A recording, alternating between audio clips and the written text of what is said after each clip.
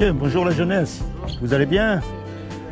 Je m'appelle Laurent, je fais des petites vidéos YouTube pour savoir ce qu'ils pensent les jeunes. Vous êtes jeune? Ouais. Hein? Tenez, asseyez-vous là, on vous verra comme ça dans l'écran, non? Vous voulez pas? Allez, mettez-vous plus près.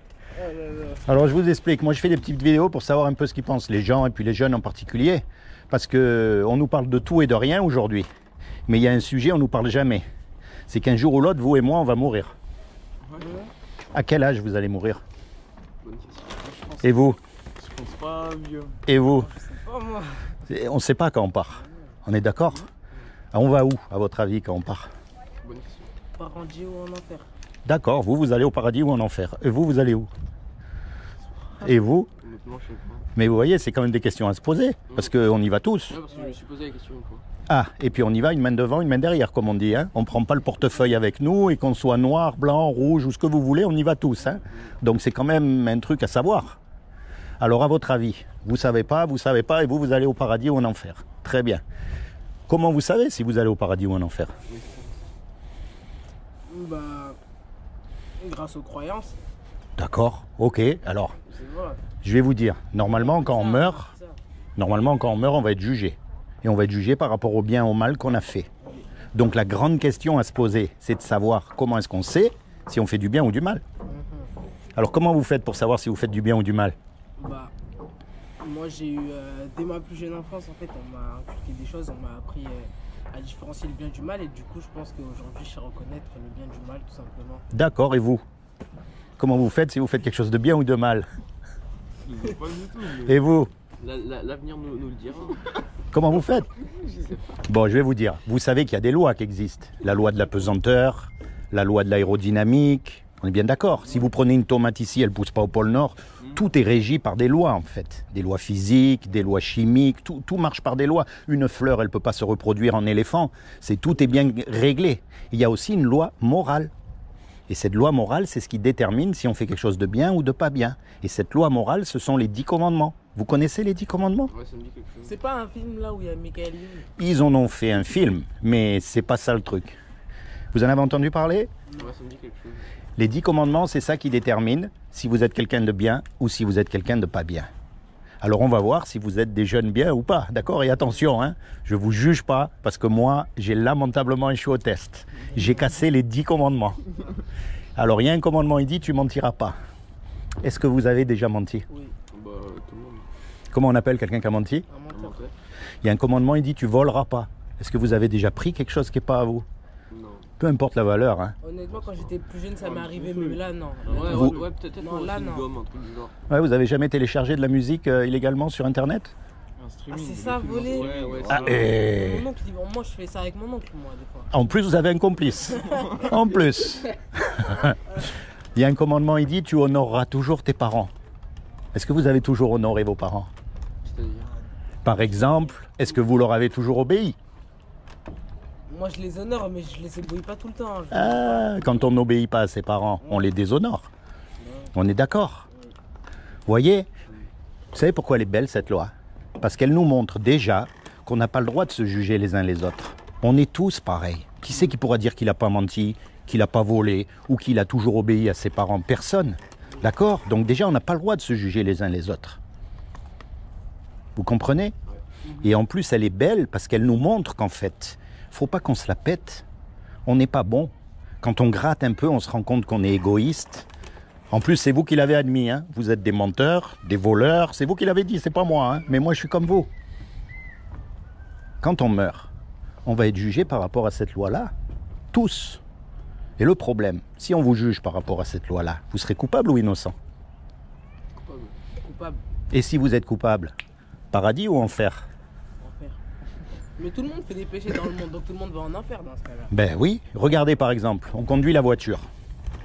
La vitesse est limitée à 130 km à l'heure. Mais tout le monde roule à 150. On est bien d'accord sur la route. Personne ne respecte la limitation de vitesse.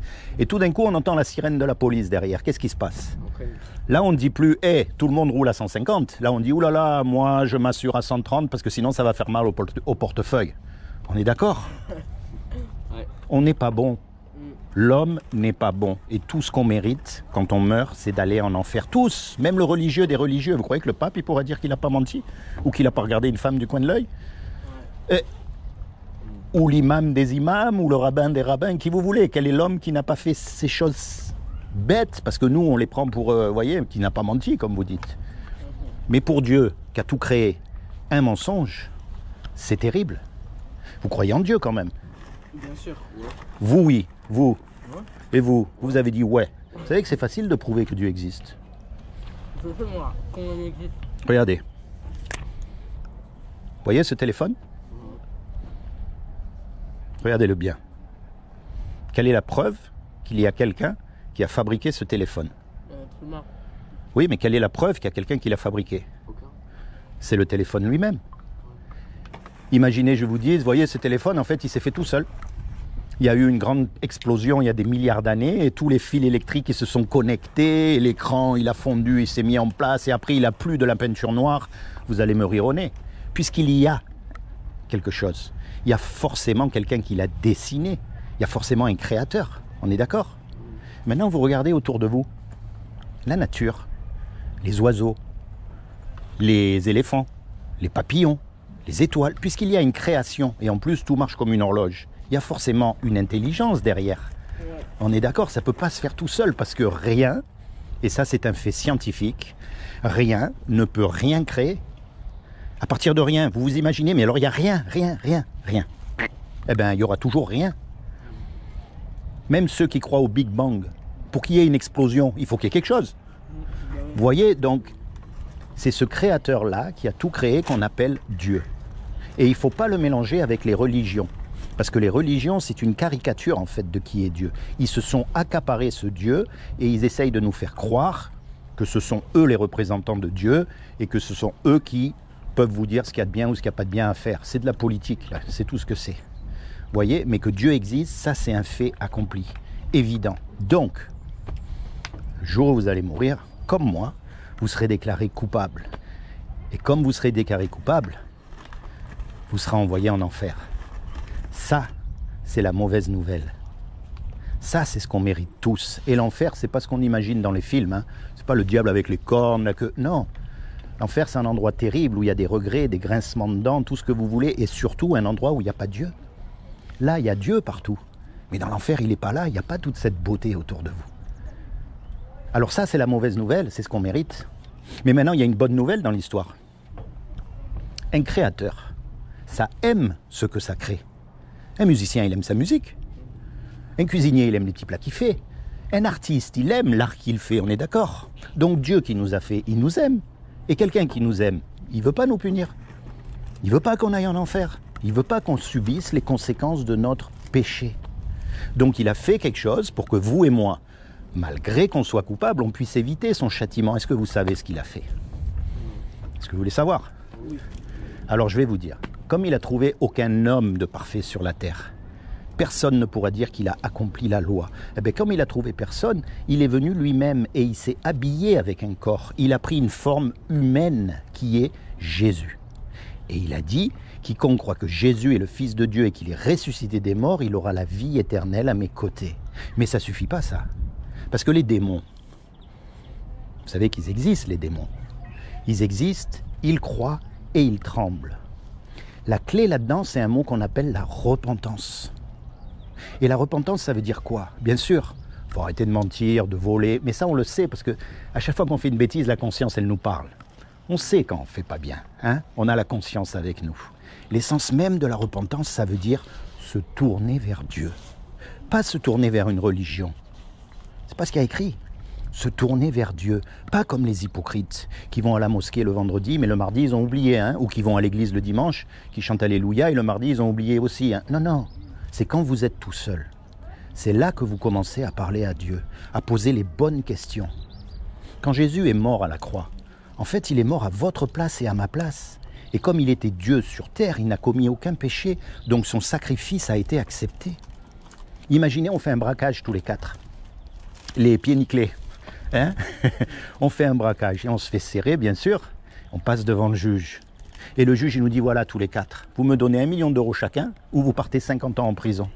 Vous avez le 1 million d'euros, vous? Moi, j'ai pas. Hein? Et vous non plus. Hein? On est condamnés. On ne peut rien faire et on ne peut pas retourner en arrière pour effacer ce qu'on a fait de mal. Hein? On est d'accord. Et puis, il y a un homme qui en arrive, qu'on ne connaît même pas, et qui met l'argent sur la table pour qu'on soit libre. Comment vous allez être par rapport à cet homme? Redevable. Redevable, reconnaissant, on est bien d'accord. Et quand il va vous demander un service, vous allez le faire. Eh bien, c'est ce que Jésus il a fait pour nous. Le juge, lui, c'est-à-dire Dieu, il est satisfait parce que l'amende, elle a été payée. Et nous, malgré qu'on est coupable, on est libéré. Vous comprenez ce que je veux dire? C'est pour ça qu'on appelle Jésus notre sauveur, parce qu'il nous a sauvés du jour du jugement dernier. Et comme il nous a sauvés du jour du jugement dernier, c'est-à-dire qu'il nous a sauvés de l'enfer et qu'on ne le mérite pas, la prochaine fois qu'il va nous demander quelque chose, on va le faire. Alors la prochaine fois que vous allez être confronté au mensonge, par exemple, vous savez que c'est pas bien de mentir. Vous allez dire non, là, si je mens, personne ne va le savoir, je m'en sors bien. Mais Jésus, il est mort à ma place, à cause de tous mes mensonges, de toute notre bêtise. Et maintenant, tout ce qu'il me demande, c'est de le suivre pour me donner l'éternité à ses côtés. Et donc, vous n'allez pas mentir, peu importe combien ça va vous coûter. La prochaine fois que vous allez être confronté à une image pornographique, vous allez dire, bon là, je sais que c'est pas bien. Allez, va, c'est pas grave, je tourne les yeux. Vous voyez, c'est ça la foi chrétienne. C'est ça la repentance. C'est ça de suivre Dieu. C'est pas de mettre une soutane ou de laisser pousser la barbe ou d'aller dans une religion. La religion, c'est quoi? C'est des robots. Tout le monde fait pareil. Tout le monde pense pareil. Et si vous n'êtes pas d'accord avec eux, ils vous chassent et il y en a même, ils vous tuent. On est d'accord? Mais Dieu ne vous a pas fait des robots. Vous êtes unique. Il n'y en a pas deux comme vous. Et comme vous non plus. Et non mais, il y a eu combien d'hommes sur la Terre depuis que l'homme existe? Des milliards. Il n'y en a jamais eu deux pareils. Même les jumeaux, ils ne sont pas pareils. Mais ça montre que ce que Dieu veut, ce n'est pas des robots. Ce que Dieu veut, c'est une relation unique, parce que vous êtes unique, une relation personnelle avec vous. Il veut rentrer dans votre cœur pour vous protéger, pour vous guider, pour vous secourir quand vous avez besoin, et plus que tout, pour vous sauver du jour du jugement dernier. Tout ce que vous avez à faire, c'est à accepter ce que Jésus a fait sur la croix pour vous et à vous engager à le suivre de tout votre cœur. Voyez? Et après, vous le mettez partout dans votre vie. Je vous dis encore une fois, c'est pas rentrer dans une religion. Non, vous le mettez dans vos études, vous le mettez dans vos fêtes, vous le mettez dans votre sport, partout. Vous marchez avec Dieu, c'est ce qu'il veut. Comprenez ce que je veux dire? Et comme ça, vous serez sauvés. C'est comment votre prénom? Noé. Noé. Tu sais qui c'est Noé? Ouais. Bon. Mais je suis pas un chrétien. Ah ben, moi j'impose rien à personne. Moi je dis simplement ce que je crois, et après j'encourage les gens non pas à prendre pour argent comptant ce que je dis, mais à chercher de tout leur cœur de eux-mêmes.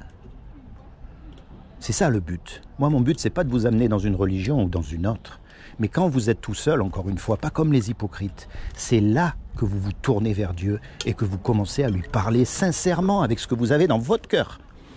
Vous pouvez lui dire, moi je ne suis pas chrétien, mais bon, je veux quand même savoir parce que je vais mourir. Vous pouvez lui dire, moi j'y crois pas. Vous savez, Dieu c'est tout, il est partout. Il n'y a rien que vous puissiez lui dire qui va le choquer.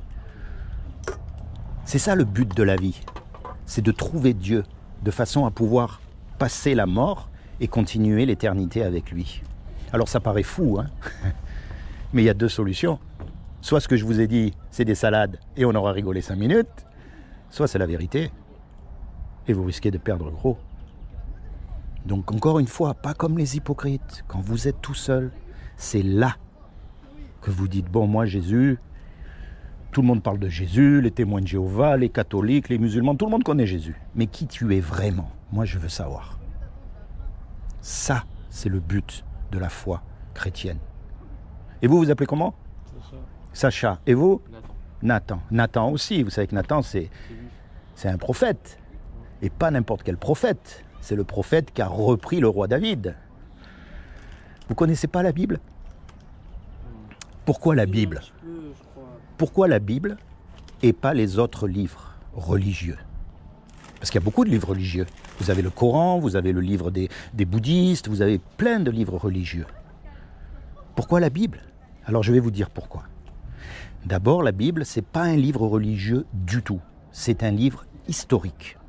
Et toutes les histoires qu'il y a dedans, du moins la grande majorité, eh bien, vous allez les retrouver dans l'histoire, dans l'archéologie, dans la science. On peut prouver que ces choses se sont vraiment passées. D'accord? Donc c'est pas juste je crois pas, comme ça. Non, ce sont des faits qu'on peut prouver aujourd'hui. Et puis il y a un point capital. C'est ce qu'on appelle les prophéties accomplies. C'est-à-dire qu'il y a 3000 ans, il y a 4000 ans, il y a des hommes qui ont écrit des choses, qui ont dit voilà, il va se passer telle chose. Et ces choses-là se sont passées à la lettre, dans l'ordre, sans aucune erreur. Sans aucune erreur, j'insiste sur ce point-là, parce que le jour où on va trouver une erreur, ça voudra dire que ça ne vient pas de Dieu, parce que Dieu ne peut pas se tromper par définition. Donc vous voyez, ce n'est pas une foi juste aveugle, c'est pour ça que je vous encourage à chercher vous-même et à étudier le sujet. Vous voyez, non mais c'est vrai, Non, c'est vrai. parce qu'en étudiant, vous allez vous rendre compte, vous allez dire non mais quand même, c'est les mecs, il y a 3000 ans, ils ont écrit qu'il y a un petit pays comme Israël qui allait recommencer à naître de ses cendres, et puis ça s'est passé. C'est juste un exemple, hein. Il y a plus de 700, plus de 800 prophéties, il n'y en a pas que deux. Hein. Accomplies. Et le jour où vous trouverez une erreur, ça voudra dire que tout ça c'est faux. Donc moi, encore une fois, vous êtes jeune, vous avez toute la vie devant vous, faites les bons choix, marchez avec Dieu. Il ne vous laissera jamais tomber. Il faut avoir la foi. Nathan, Noé, comment c'est déjà? Sacha. Et Sacha. Seigneur Jésus, je te demande vraiment que tu rentres dans le cœur de Sacha, de Noé et de Nathan. Je te demande que tu te révèles à eux. Oui? Est-ce qu'il faut. C'est bien de fumer. De quoi? De fumer, c'est bien. Si tu me poses cette question, Faut arrêter de fumer. si tu me poses cette question, ça veut dire que tu connais la réponse. Ouais, c'est vrai. Est-ce que ça fait du bien de fumer? Non, ça fait du mal. Tu sais, Normalement, faut que Jésus il vienne tous dans notre cœur pour qu'on arrête de fumer. tu sais comment Moi, elle je est, fume pas personnellement tu sais comment elle est partie, ma mère? en fumant. Je suis désolé pour vous. Ils ont été obligés de lui faire un trou là, pour qu'elle puisse respirer. Et en 6 mois, elle est partie. Cancer. À cause de la cigarette. Toutes mes condoléances.